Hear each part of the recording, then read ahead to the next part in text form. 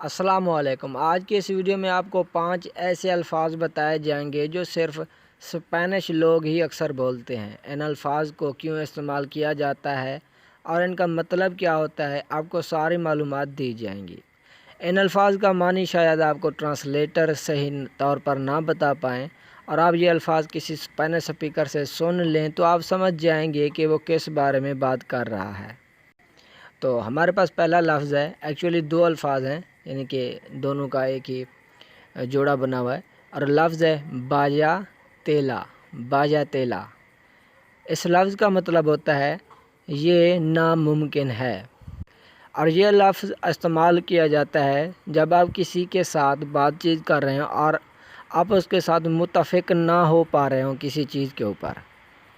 جیسے اگر کوئی آپ سے کہے کہ مجھے روڈ پر 5 لاکھ روپے پڑے ہوئے ملے اور میں نے وہ اٹھا کر بیت المال میں جمع کرا دیے، تو آپ اس کو کہیں گے باجا تیلا، یعنی یہ ناممکن ہے، یا میں نہیں جانتا، یا میں متفق نہیں ہوں۔ تو یہ لفظ تھا باجا تیلا۔ امید ہے کہ اس کی آپ کو سمجھ آ گئی ہوگی کہ یہ کیوں استعمال کیا جاتا ہے۔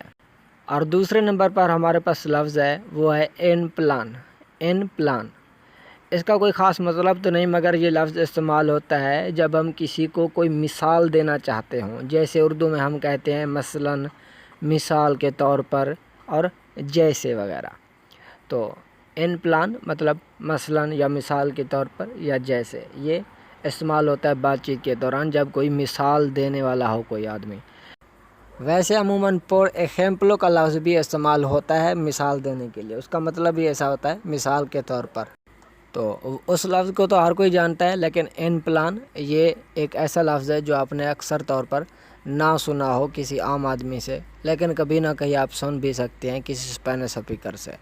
تو امید ہے کہ ان پلان کا آپ کو سمجھ آ گیا ہوگا کہ اس کا کیا مطلب ہے، کیا یوز ہے۔ تو ہمارے پاس تیسرا لفظ ہے مولا۔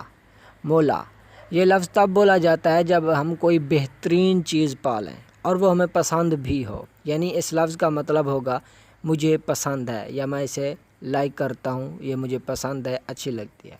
اور اسی لفظ کا ایک نیگیٹو بھی ہے، نو مولا۔ یہ بولا جاتا ہے جب آپ کو کوئی چیز پسند نہ ہو، اس کو یعنی کہ آپ ناپسندیدگی کا اظہار کرنا چاہتے ہوں تو آپ نو مولا بولیں گے، اور اگر پسندیدگی کا اظہار کرنا چاہتے ہوں تو آپ بولیں گے مولا۔ تو آپ جب مولا اور نو مولا کسی سے سنیں تو آپ سمجھ لیجئے گا یہ پسندیدگی اور ناپسندیدگی کے بارے میں بات کر رہا ہے۔ تو ہمارے پاس چوتھا لفظ ہے فلیپو۔ فلیپو، یہ لفظ تب بولا جاتا ہے جب کوئی سرپرائز ہو جائے، یعنی جیسے کوئی انہونی ہونی ہو جائے اور ہونی انہونی ہو جائے، تو تب یہ فلیپو لفظ بولا جاتا ہے۔ تو جب آپ کسی سے فلیپو سنیں تو آپ کو سمجھ جانا چاہیے کہ یہ کسی سرپرائز کے بارے میں بات کر رہا ہے۔ تو اسی طرح 5ویں نمبر پر ایک لفظ نہیں ہے، پورا ایک فریز ہے، اور وہ فریز ہے نو میں queda otra۔ نو میں queda otra، اس کا مطلب ہوتا ہے میرے پاس کوئی دوسرا آپشن نہیں ہے، یا میرے پاس کوئی دوسرا راستہ نہیں ہے۔ یہ فقرہ عام طور پر استعمال کیا جاتا ہے استعفیٰ دینے وقت کسی جاب وغیرہ سے۔ تو جب آپ کسی کو سنیں کہ کوئی کہہ رہا نو میں queda otra، یعنی کہ میرے پاس کوئی دوسرا آپشن نہیں تھا، کوئی دوسرا راستہ نہیں تھا، اس لیے میں استعفیٰ دے رہا ہوں۔ تو امید ہے کہ آج کے یہ آپ کو الفاظ اور جو بھی معلومات تھی آپ کو پسند آئی ہوگی۔ اگر ویڈیو اچھی لگی ہے تو اسے لائک ضرور کیجیے گا۔ ملتے ہیں اگلے ایک ویڈیو کے اندر، تب تک اللہ حافظ۔